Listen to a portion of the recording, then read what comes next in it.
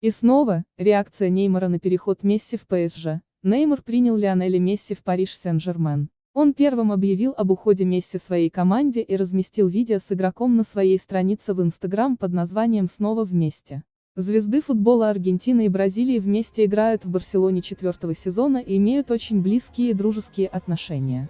Игроки, которые собираются воссоединиться в Пари Сен-Жермен, общались на протяжении многих лет и играли в двух разных командах, и их отношения были очень хорошими.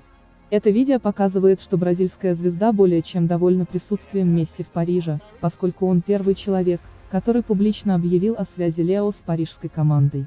Напомним, аргентинский нападающий Лионель Месси договорился с французским клубом Пари Сен-Жермен о подписании двухлетнего контракта с возможностью его дальнейшего продления до июня 2024 года. Зарплата 34-летнего спортсмена составит 35 миллионов евро за сезон.